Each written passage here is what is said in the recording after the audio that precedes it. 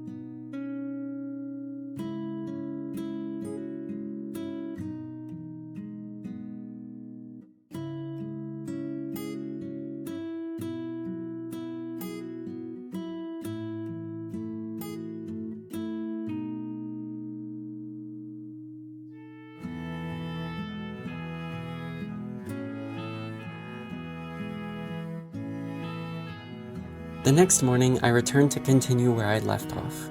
It'd been quite rainy overnight, so I'd installed some sheets to cover the windows the night before.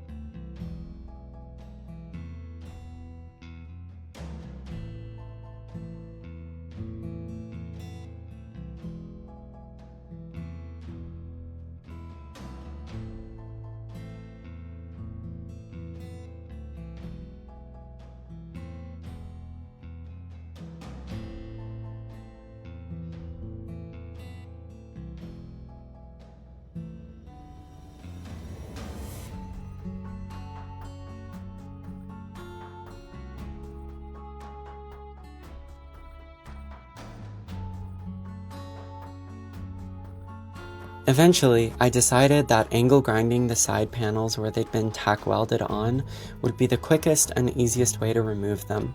This sped up the process significantly.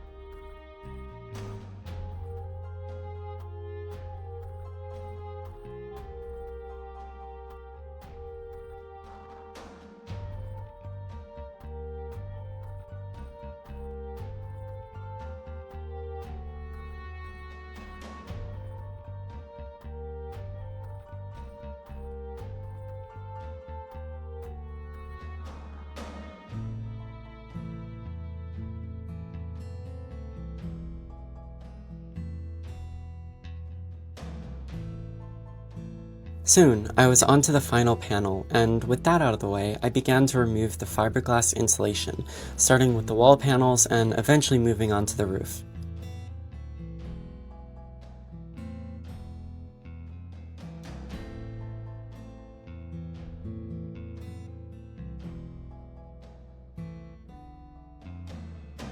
This fiberglass was very annoying to remove. It was itchy, got everywhere, and required a second layer and sealed goggles to remove. Even in the cold autumn months, I began to overheat pretty quickly, and the goggles, annoyingly, continuously fogged up, requiring me to take breaks and wipe them off.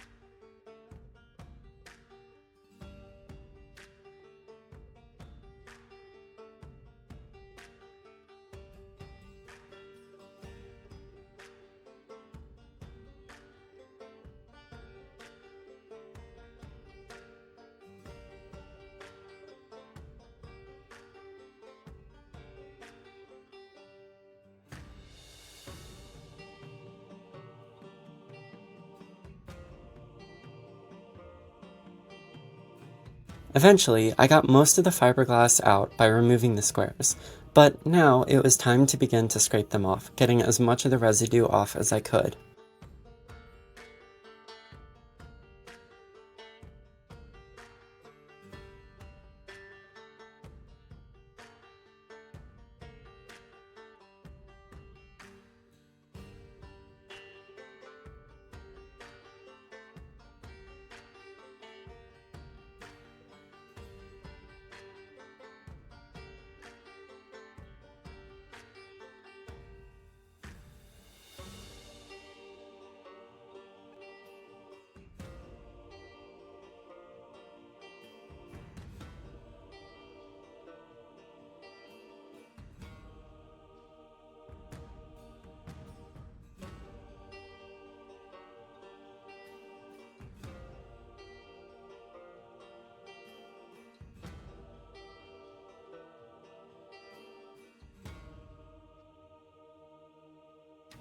I knew that eventually I'd have to come back with adhesive remover and a wire brush to get the rest off, but for now, it was time to move on to the central roof and get that fiberglass out as well. This was probably the most annoying part to do, as I had to look straight up and fiberglass tended to fall right down on me.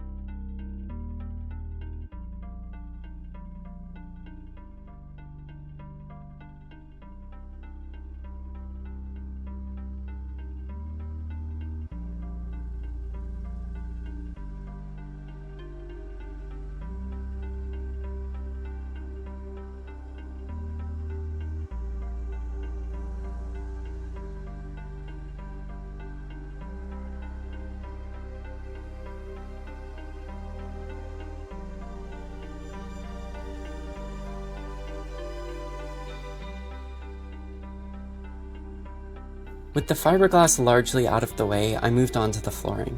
As you may have seen in the previous video, I'd already removed the kind of plastic rubber mats covering the flooring, but now it was time to pry up the wooden panels beneath them. These were quite rotted and beyond saving, so I ended up just throwing them away. And as I pried these up, I began to get a better idea of how bad the rust was underneath the plywood.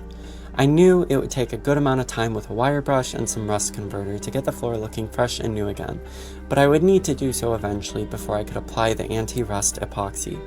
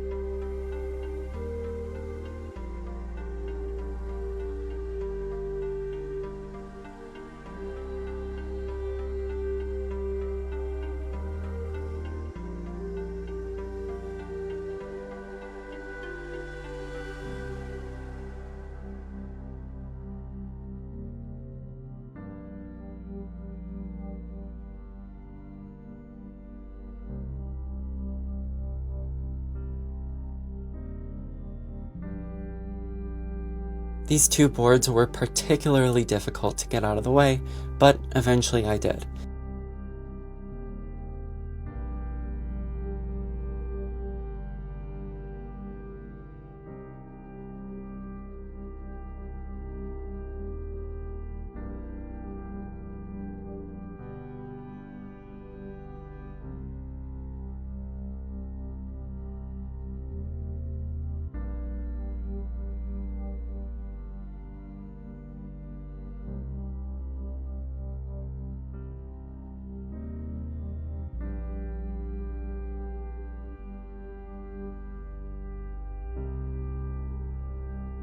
With the boards now out of the way, it was time to see how much of the rust could be removed with a simple broom, flaking off with the sweeping.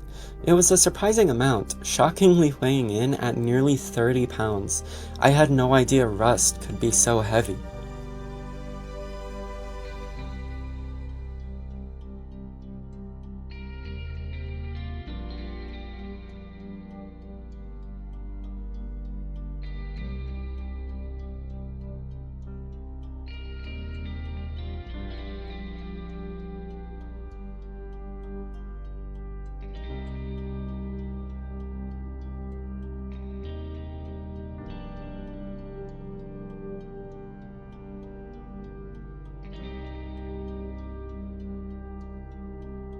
The next morning, I began to remove the rear panel, so I could access the insulation there and make sure those walls were stripped and ready for the epoxy coating as well. These walls were particularly difficult to remove due to some weird angles and numerous screws which required grinding off. Sadly, during the process I ended up slightly cracking one of the windows, but thankfully it was just a small crack and didn't seem to be allowing any leaking of water through it.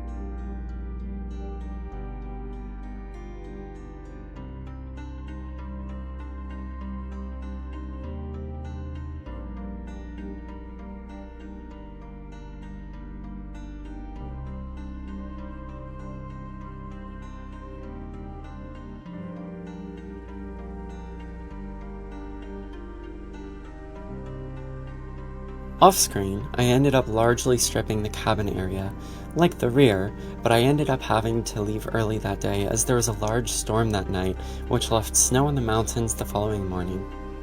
But, with that week over, it was now time to truly begin to polish the interior of the bus and prepare it for epoxy, insulation, and construction, which is what I primarily focused on for week 3, as you'll see next Friday. If this is the first video you've seen from me, I hope that you've enjoyed it, and if you're interested in following along as I complete this project, you may be interested in watching the first video, which you can find on my channel, or subscribing here on YouTube or following me on Instagram. I've also set up a Patreon, which, if you're feeling particularly generous, you can subscribe to. All funds from the Patreon will go directly towards this project and help me to bring more content to you faster. Thank you for watching, and I hope you all have a wonderful day.